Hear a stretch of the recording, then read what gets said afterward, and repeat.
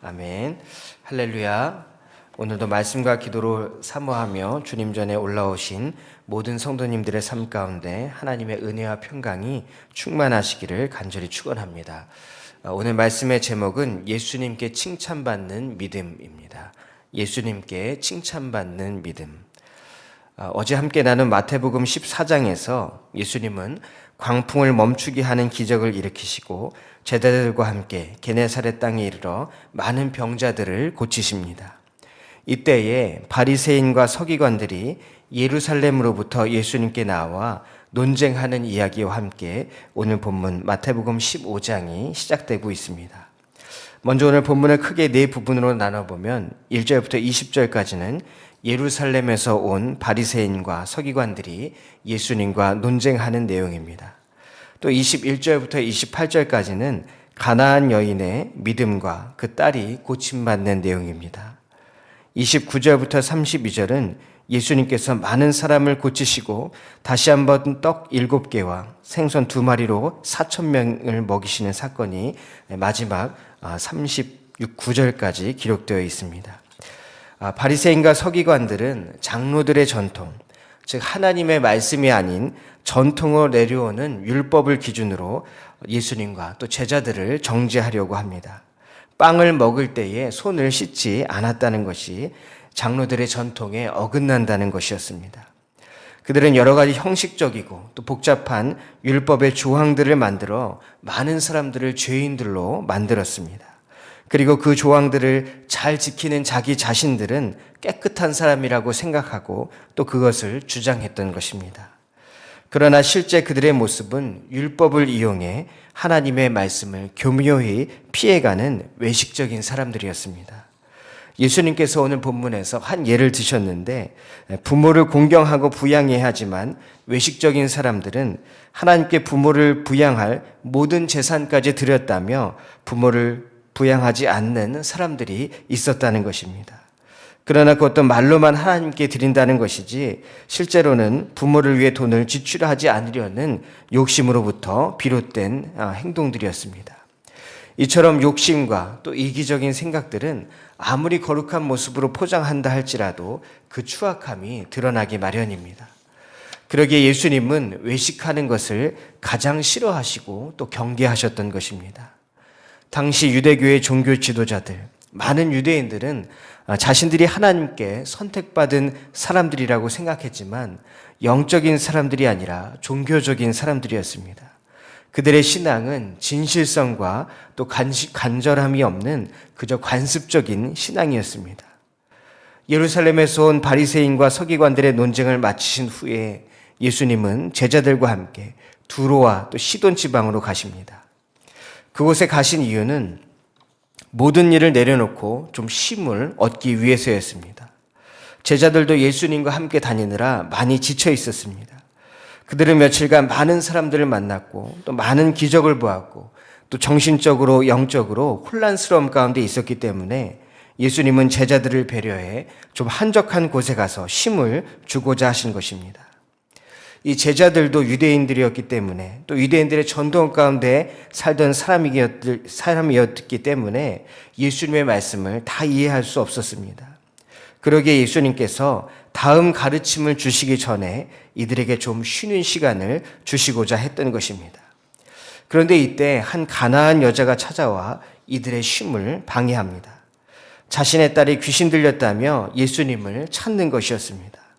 제자들은 이제 좀 쉴만한 시간이었는데 이 여인이 찾아와서 이들의 쉼을 방해하는 것을 보면서 마음 가운데 좀 짜증이 났습니다.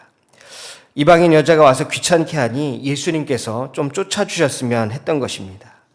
그러나 이 여인은 간절한 마음으로 예수님께 간청했고 또 겸손한 마음으로 예수님의 긍휼을 얻고자 했던 것입니다.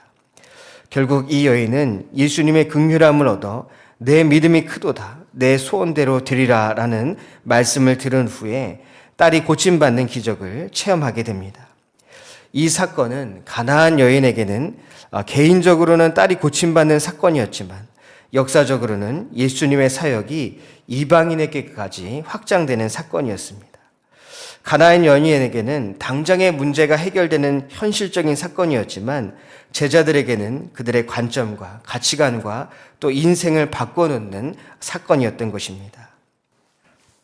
이 사건을 계기로 예수님은 더 많은 이방인들을 고치시고 다시 한번 7개의 떡과 2마리의 생선으로 4,000명을 먹이시는 기적을 베푸시는 것이 오늘 마태복음 15장의 말씀입니다. 과연 이 여인의 믿음이 크다고 칭찬받은 이유가 무엇일까요? 오늘 본문 말씀을 통해 함께 나누며 기도의 제목을 얻고자 합니다. 첫 번째는 마음의 중심으로 드리는 진정한 예배입니다. 마음의 중심으로 드리는 진정한 예배. 바리새인과 서기관들에 비하면 이 가나안 여인은 매우 무지한 사람이었습니다.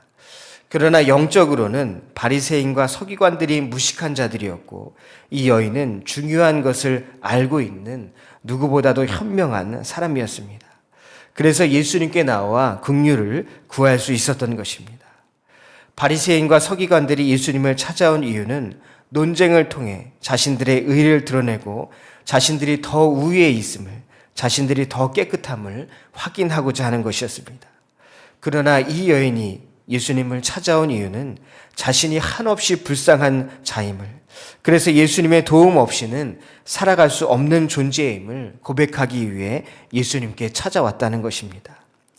예수님은 겉으로 보기에 깨끗한 자들, 스스로 의롭다고 생각하는 자들보다 진심으로 자신의 연약함을 알고 예수님을 찾아오는 자들의 마음을 더 소중하게 생각하셨습니다. 예수님을 찾아와 내 마음을 드리고 또 긍휼을 구하는 것이 무엇이겠습니까? 바로 진실한 마음으로 예배드리는 것입니다. 유대인들은 하나님 앞에 나아갈 때도 겸손함으로 나아가는 것이 아니라 자신들의 의를 드러내고 깨끗함을 드러냈습니다. 그러기에 예수님은 오늘 본문 8절 말씀에 이 백성이 입술로는 나를 공경하되 마음은 내게서 멀도다. 사람의 계명으로 교훈을 삼아 가르치니 나를 헛되이 경배하는도다. 이사야 선지자의 말씀을 통해서 그들의 외식적인 모습을 경고하고 계신 것입니다. 이 가나안 여인은 예수님을 다윗의 자손이라고 고백합니다. 다윗의 자손이라면 메시아를 말하는 것입니다. 이 여인은 예수님이 자신을 구원할 자라고 고백하고 있는 것입니다. 그러기에 자신을 불쌍히 여겨달라는 것입니다. 이 고백이 바로 진정한 예배입니다. 그녀는 예수님께 나아가 절하며 주여 저를 도우소서, 주여 저를 도우소서라고 말합니다. 여기서 절했다는 것은 무릎을 꿇었다는 것입니다. 무릎을 꿇고 간절한 마음으로 나아갔다는 것입니다. 이 여인은 겸손하게 예수님께 도움을 청하며 마음의 중심을 예수님께 드린 것입니다. 이 여인의 모습이 바리새인과 또 서기관들과는 매우 대조적인 모습입니다. 예수님은 제자들이 이 여인의 모습을 통해서 진정한 예배가 무엇인지를 깨닫기 원하셨습니다. 제자들 또한 하찮게 여기던 이 이방인 여자이지만 이 여자의 믿음이 얼마나 위대한지 제자들이 깨닫기를 원하셨다는 것입니다. 예수님의 내 믿음이 크도다, 내 믿음이 크도다. 이 여인을 향한 이 말씀은 이 여인뿐만 아니라 제자들을 향한 가르침이기도 했습니다. 무엇이 정말 큰 믿음인지 이 제자들이 깨닫기를 원하셨던 것입니다. 유대인으로서 율법에 찌들어 종교적인 삶을 살고 무엇이 진정한 예배인지, 무엇이 진정한 신앙인지 잘 모르는 제자들에게 이 이방 여인의 믿음이 얼마나 순수한지, 이 간절하고 절박한 믿음이 얼마나 위대한 것인지를 알기 원하셨다는 것입니다. 예수님은 외식적인 것이 아니라 우리 마음의 중심을 원하시는 줄 믿습니다. 종교적인 사람이 아니라 우리가 더욱더 영적인 사람이 되기를 원하신다는 것입니다. 오늘도 진실한 마음으로 예배하며 주님께 우리의 마음의 중심을 드릴 수 있는 우리 모두가 되기를 간절히 축원합니다. 두 번째는 겸손과 진실한 믿음으로 기다릴 때 축복이 임합니다. 겸손과 진실한 믿음으로 기다릴 때 축복이 임합니다. 본문을 보면 이해하기 힘든 말씀이 있습니다. 간절히 예수님께 부르짖는 이 여인에게 예수님의 반응이 너무나도 차갑다는 것입니다. 도움을 청하는 여인에게 예수님은 자녀의 떡을 취하여 개들에게 던짐이 마땅하지 아니하리라라고 너무나도 차갑게 말씀하십니다. 가나안 여인을 개에게 비유하신 것입니다. 사실 당시에 이스라엘 사람들은 이방인들을 개에 비유했습니다. 왜냐하면 당시에 개는 버려진 존재였기 때문입니다. 그런데 이 말씀은 이 여인뿐만 아니라 제자들을 향한 말씀이기도 했습니다. 제자들도 유대인으로서 이방인들을 개와 같은 존재라고 생각했을 것입니다. 그것이 당시의 통념이었고 이스라엘 백성들은 선택받은 백성으로서 당연히 이방인들은 개와 같은 존재라고 생각했습니다. 그런데 자녀냐 개냐 이것이 중요한 것이 아니라 그들이 지금 한 자리에 있다는 것이 중요한 것입니다. 제자들이건 이방 여인이건 모두 예수님의 식탁에 초청받았다는 것입니다. 먼저 자녀들이 먹고 난 후에 개들이 먹습니다. 이처럼 먼저는 유대인이지만 그들을 통해 모든 민족에게 구원의 문이 열려져 있다는 것을 예수님은 말씀하고 있는 것입니다.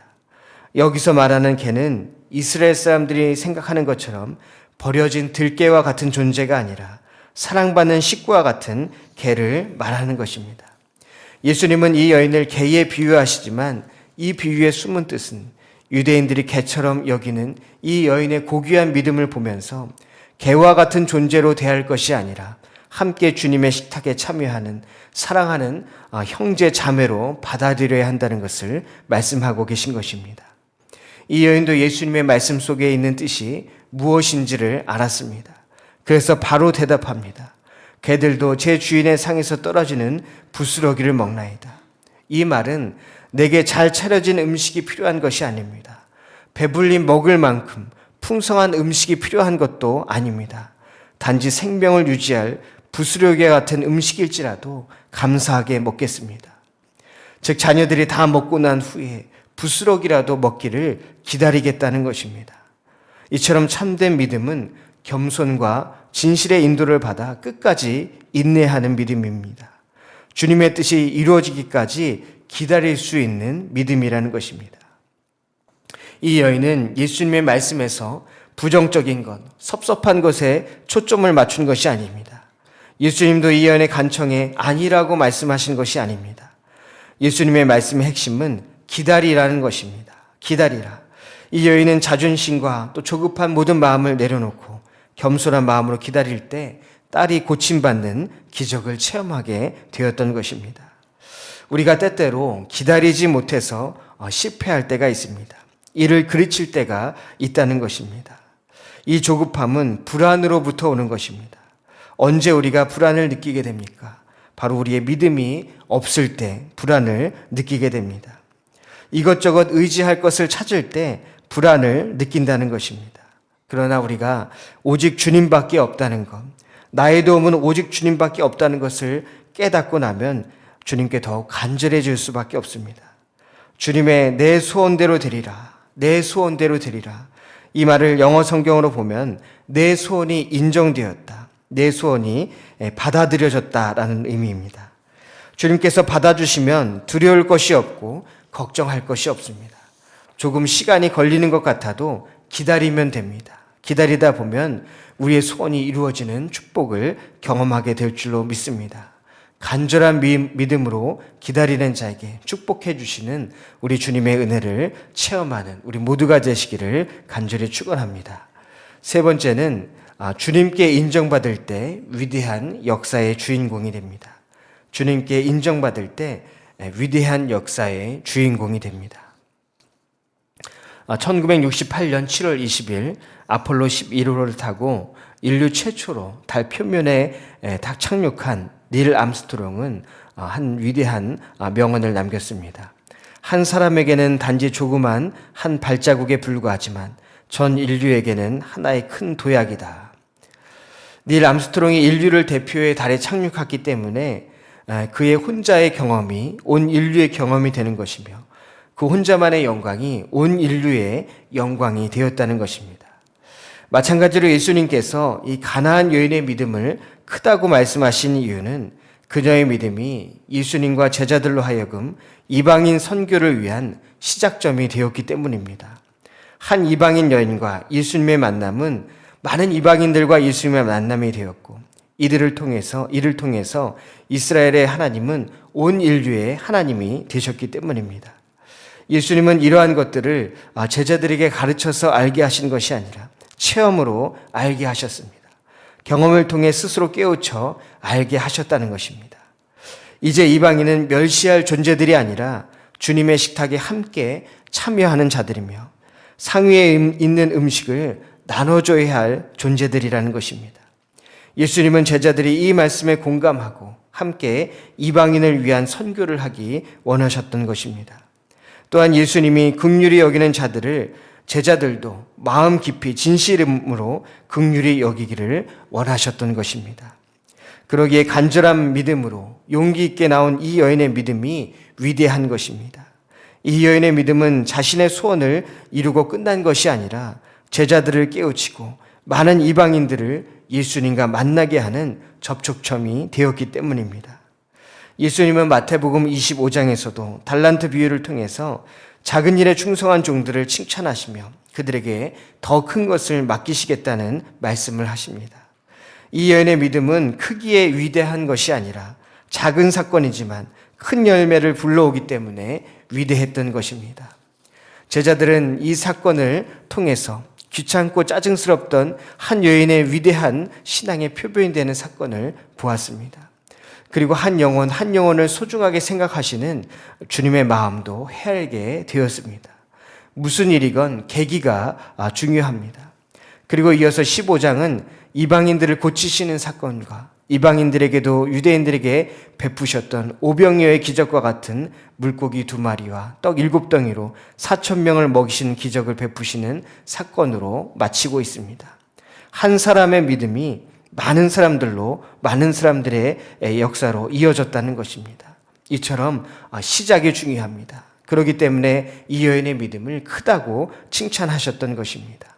우리의 믿음도 이처럼 시작점이 되어야 할 줄로 믿습니다. 하나님 역사를 위한 새로운 시작점이 될 때 우리의 믿음을 더욱더 크다고 인정해 주시고 우리로 하여금 더 큰 일들을 이루어 가실 줄로 믿습니다.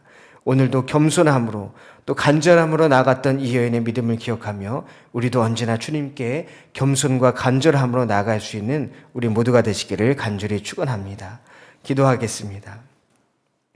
사랑의 주님 감사합니다. 오늘도 복된 하루를 허락하시고 하나님의 말씀과 기도로 하루를 시작하게 하시니 더욱더 감사를 드립니다. 우리가 이 한 이방인 여인과 같이 늘 간절함과 진실함으로 주님께 나아가게 하시고 인내로 승리하는 복된 삶이 되게 하여 주시옵소서. 작은 믿음이라 할지라도 주님께서 큰 열매로 함께 하실 줄로 믿사오니 언제나 겸손함으로 주님의 역사에 동참할 수 있는 우리 모두가 되게 하여 주시옵소서. 이 시간 간절한 소원들과 함께 드린 귀한 예물이 있습니다. 이 예물이 복 주시되 하늘에 속한 신령한 복과 땅에 속한 기름진 축복 있게 하여 주옵시고 믿음대로 소원대로 하나님의 선하신 뜻 가운데 응답하여 주시옵소서. 기도로 하루를 시작하오니 주님께서 동행해 주시는 복된 하루가 될 줄 믿사오며 살아계신 우리 주 예수 그리스도 이름으로 간절히 기도하옵나이다. 아멘.